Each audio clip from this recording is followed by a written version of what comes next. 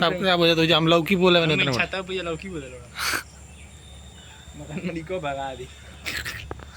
वही के लिए आका हमरो कदा अमरुद भाई लाओ दूगो तुराई आज